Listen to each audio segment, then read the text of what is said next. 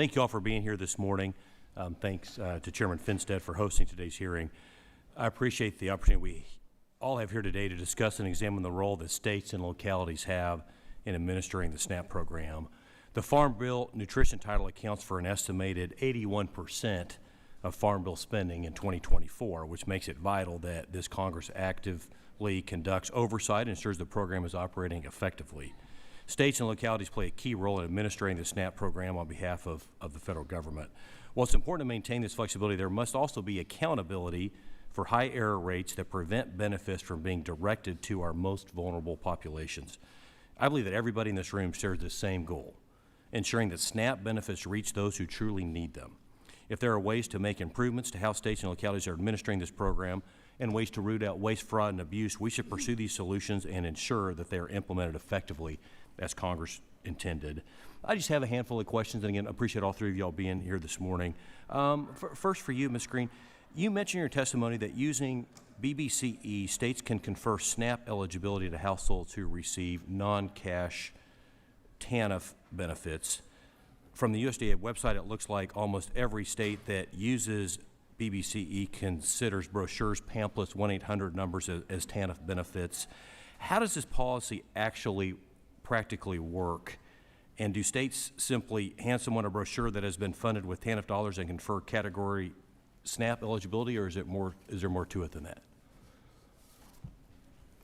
Thank you for the question, Representative. So in states, TANF is a block grant, so they can operate their TANF program differently as opposed to how SNAP is more prescriptive, as we have been talking about today. And so because of that, I can't tell you exactly how it works in every state, and I'm not working there on the ground. But I do know that what happens is, or what can happen is that when someone qualifies for a benefit, they can receive a pamphlet in the mail, for example, or in an office, and then if they go to apply for SNAP, they have to show that they have received that in order to then be able to use the BBCE benefits, such as above to 200% gross, or the increase or waiver of the asset limit. Thank you. Next question for you, Ms. Schmidt.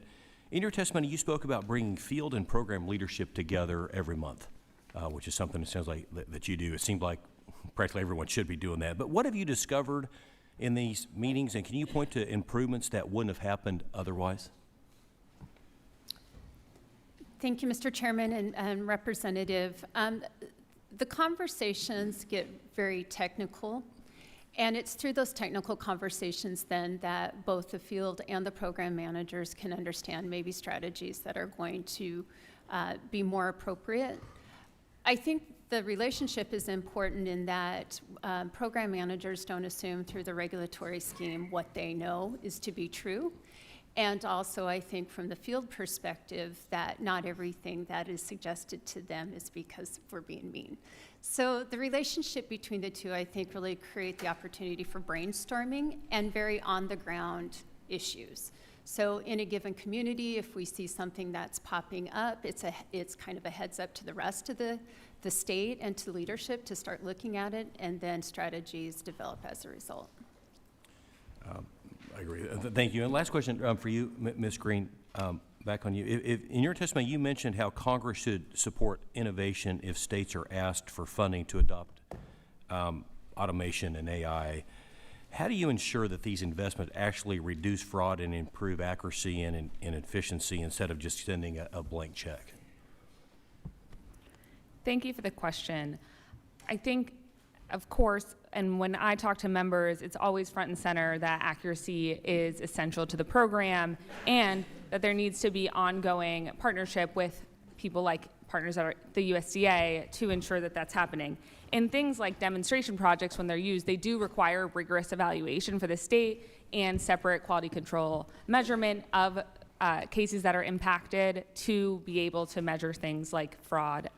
Really, when I'm talking about supporting innovation, it's that states do want to try new things, but we need to not let perfect be the enemy of the good in preventing them from even trying new innovations because of how strict different requirements are.